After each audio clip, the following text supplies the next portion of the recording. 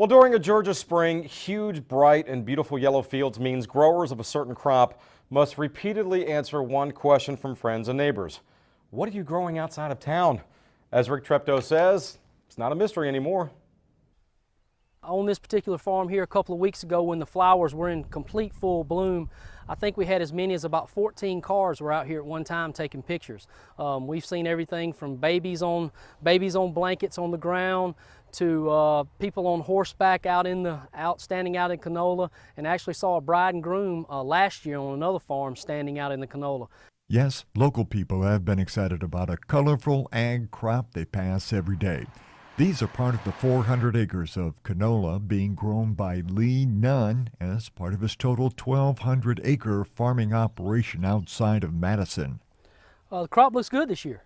We've had plenty of rain through the growing season, through the spring here. Not been so hot like it was last year. Expecting a very good crop this year.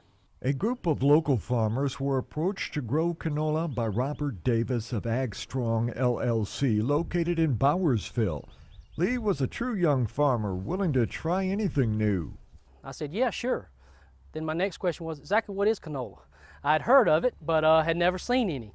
Lee did add 40 canola acres to his crop mix that now includes this winter wheat, grain sorghum, soybeans, and some corn. Nothing is irrigated due to their location. He also has continued his fencing wheat, grain sorghum, soybeans, and some corn. Nothing is irrigated due to their location. He also has continued his fencing company. But this canola seed is about 1/4 the size of a blueberry. A 35-pound bag runs a hefty $500. Getting it to make a stand is critical. To get a good population, you only plant about 3 pounds to the acre. Lee now has 400 acres of canola in nearby fields. The growing stages through the year is very similar to wheat. His wheat crop still had substantial growth to put on before harvest begins, weather permitting, in the second week of June, a week after canola harvest starts. One advantage to a canola crop is you plant it about a month earlier than you do a wheat crop, so that gives you time to get your canola in a timely manner. And it's easy to see canola gets tall. I'm about 6'2".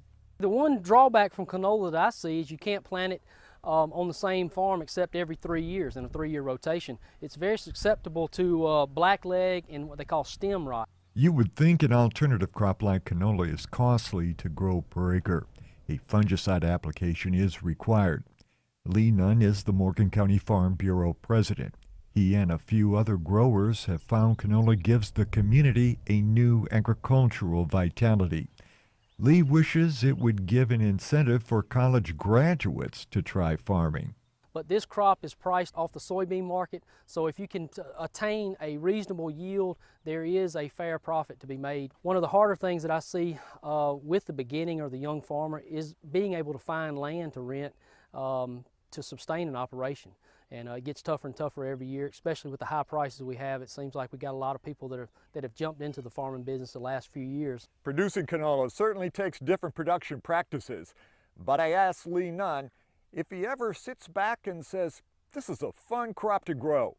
I'm out here every day. I see the crop every day, so no, it doesn't catch my eye like it does some of the people that are just riding down the road. But every now and then I'll ride out late in the evening, the sun will be setting on it, and I say, man, it's a great way to make a living. I'm Rick Treptow for the Georgia Farm Monitor.